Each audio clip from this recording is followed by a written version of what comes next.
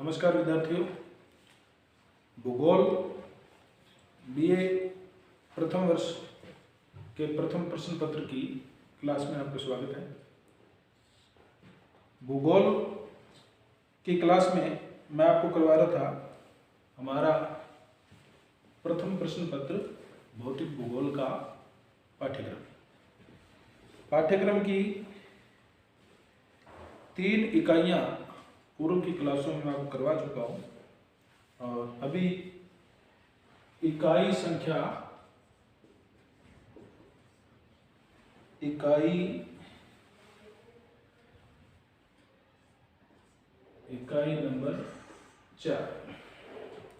Number 4 में हम लोग जो अध्ययन करेंगे इसमें मुख्यतः वायुमंडल का अध्ययन हम लोग करेंगे। क्योंकि पाठ्यक्रम अभी मैं लिखवा रहा हूँ आपको, तो आप चाहें तो साथ साथ नोट कर सकते हैं। इसमें जो मुख्य रूप से वायुमंडल का संगठन और स्थिरीकरण, वायुमंडल का संगठन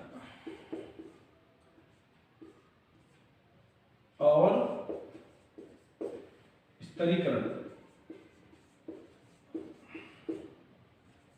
ये इसका पहला टॉपिक है। इसमें पृथ्वी के चारों ओर जो कई 100 किलोमीटर से लेकर के हजारों किलोमीटर तक बहुत बड़ी एक चादर है। उस चादर में गैसीय आवरण और विभिन्न प्रकार की धूल, मिट्टी, कण सभी चीजें इसमें पाई जाती है। ये तमाम चीजें इसके अंतर्गत वायुमंडल का संगठन और स्थिरीकरण के अंदर हम इसका अध्ययन करेंगे। जैसा कि आप लोग अच्छी तरह से जानते हैं कि हमारे वायुमंडल में बहुत सी गैसें जैसे nitrogen, oxygen, hydrogen, carbon dioxide, organ, अनेक प्रकार की गैसें, धूल, कण, राख, अनेक प्रकार की चट्टानों के कण और बहुत सा गैसीय आवरण जो हमारे वायुमंडल में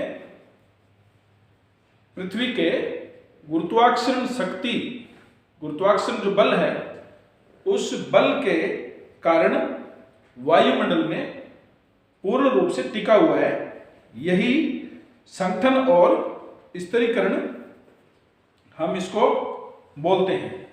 तो वायुमंडल के अंदर जो वायुमंडल का संगठन और स्थिरीकरण के अंतर्गत हम आगे इसका अध्ययन विस्तृत रूप से करेंगे। तो ये आपका पहला, इसमें इकाई नंबर 4 का पहला टॉपिक है। दूसरा है सूर्यताप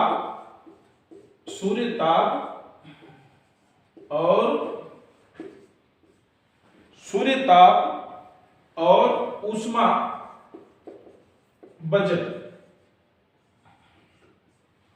सूर्यताप जैसा कि आप लोगों को नाम से विदित है, आप लोग ये जो देख रहे हैं, जैसा नाम आपने सुना सूर्यताप, सूर्य से निकलने वाला ताप, सूर्य की अत्यधिक गर्म, जो हमारे सूर्य की अत्यधिक जो उसकी ऊष्मा है, उसकी जो ऊर्जा है, उसकी जो गर्मी है, या यूं समझो कि सूर्य बहुत बड़ी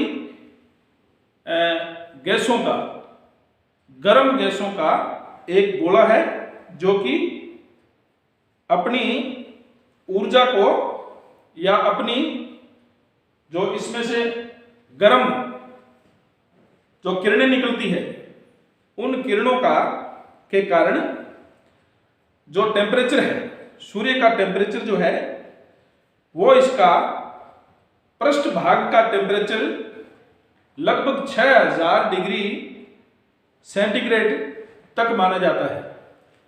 और इसके सूर्य के केंद्र भाग का जो आपका टेम्परेचर है, जो तापमान है, वो 2 लाख डिग्री सेंटीग्रेड तक माना जाता है। इसका जो पृष्ठ भाग है,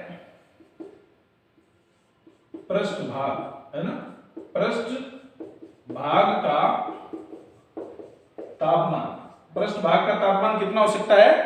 लगभग 6000 डिग्री सेंटीग्रेड।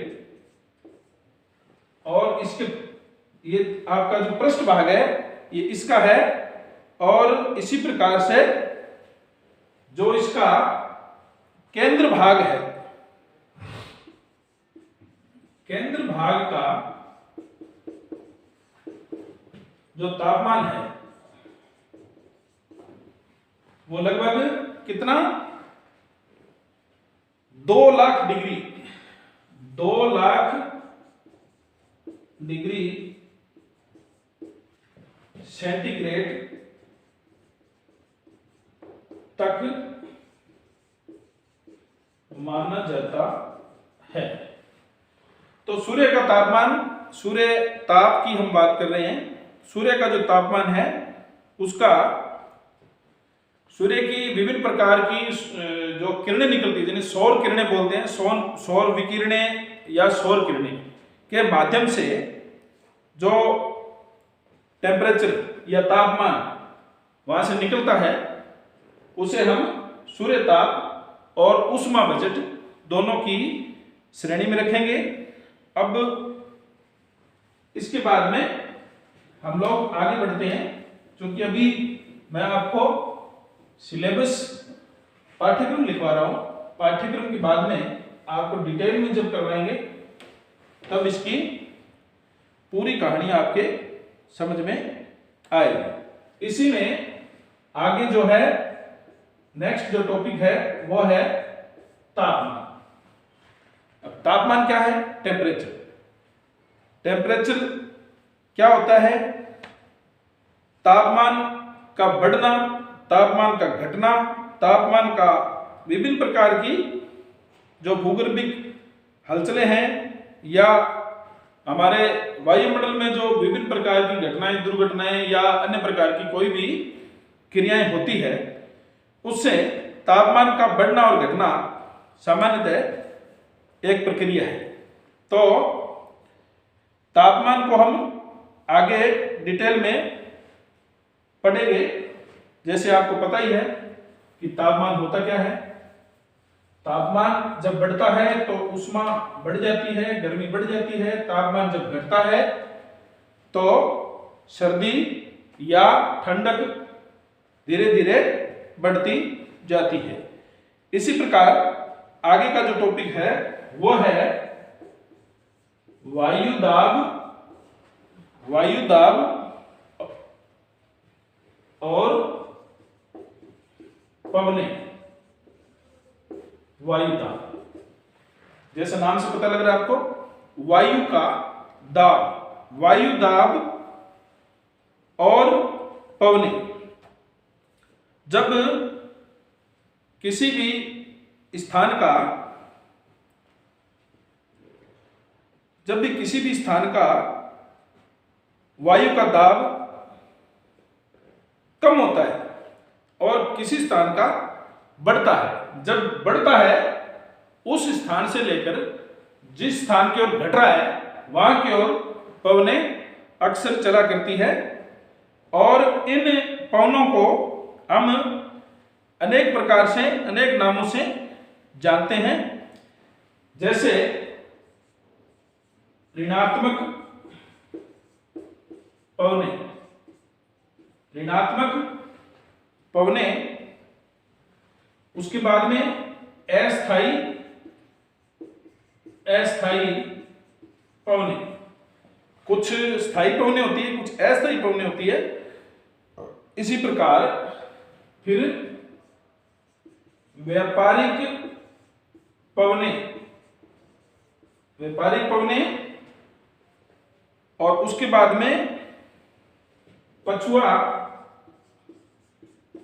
पवने, पछुआ पवने। फिर इसी में आगे अपने देखते हैं स्थायी पवने, स्थायी पवने। स्थायी पवनों के और कई नाम हो सकते हैं, जैसे इन्हें प्रचलित पवने, प्रचलित पवने और भूमंडलीय, भूमंडलीय पवने आदि नामों से भी जानते हैं। इन पवनों में जब हम आगे इनकी डिटेल में जब हम इसको पढ़ेंगे तब ये सारे पवनों का विस्तार से अध्ययन करेंगे। अभी चूंकि मैं आपको पाठ्यक्रम करवा रहा हूं, आपको सिलेबस लिखवा रहा हूं, तो सिलेबस में ये टॉपिक है वायु दाब और पवनी। अब इसी में हम लोग आगे बढ़ते हैं। तो जो नेक्स्ट टॉपिक है इसी में वो है जेट स्ट्रीम। स्ट्रीम से जैसे आपको ये इंग्लिश का शब्द है, जैसा आपको पता लग रहा है, स्ट्रीम से मतलब जेट स्ट्रीम यानी पवने। जो जेट एक विमान होता है जिसकी बहुत तेज गति होती है और ये पवने अक्सर नालीनुमा, एक पाइप का साइज होता है, उस आकार में सीधी चलना और तेज गति से चलना, और एक तरह से देखा जाए तो विसर्पाकार और तीव्र गति से संकरी नालीनुमा, नालीदार एकदम स्पीड से चलने वाली हवाओं को हम लोग जेट स्ट्रीम कहते हैं, या जेट के प्रवाह से चलती है, इसलिए हम इनको जेट स्ट्रीम कहते हैं। प्राय इस जो ये जो पवने हैं इनकी प्राय 6 से 12 किलोमीटर की ऊंचाई पर चलती है और क्षोभ मंडल में अक्सर ये ज्यादा चलती है। जब इनको हम आगे अध्ययन करेंगे तो आपको डिटेल में और ज्यादा बताएंगे। इस प्रकार आपको मैं अभी जो पवने आपको बताया है उसके बाद में आएगी वायु राशियां, वायु राशियां और वायु राशियां और वाताग्र। ये हमारा इसमें एक मुख्य टॉपिक है, इसी में जिसको हम आगे डिटेल में आगे पढ़ते जाएंगे। और इस प्रकार ये आपका जो पाठ्यक्रम है, पाठ्यक्रम पूरा करवाने के बाद में मैं आपको आगे इसकी डिटेल में स्टडी करवाऊंगा। इसी प्रकार आगे बढ़ते हैं। चक्रवात, चक्रवात उष्ण कटिबंधीय, चक्रवात उष्ण कटिबंधीय और शीतोष्ण कटिबंधीय। जैसा कि आपको नाम से पता लग रहा है, चक्रवात उष्ण कटिबंधीय। उष्ण मीन्स, उष्ण का मतलब गर्मी और शीतोष्ण का मतलब जो सर्दी के मौसम में जब होता है तो शीतोष्ण कटिबंधीय जो क्षेत्र होता है जहां पर ज्यादा गर्म नहीं होकर के शीत और उष्ण यानी ठंडी और गर्म दोनों प्रकार का जो क्षेत्र हो उन्हें हम शीतोष्ण कटिबंधीय बोलेंगे। उष्ण कटिबंधीय में केवल मात्र गर्म क्षेत्र को बोलेंगे। इसकी हम डिटेल में आगे जब पढ़ेंगे तो आपको पूरा डिटेल में इसको करवाया जाएगा। इसी में आगे हम चलेंगे। जो इसका 4 नंबर इकाई का लास्ट टॉपिक है,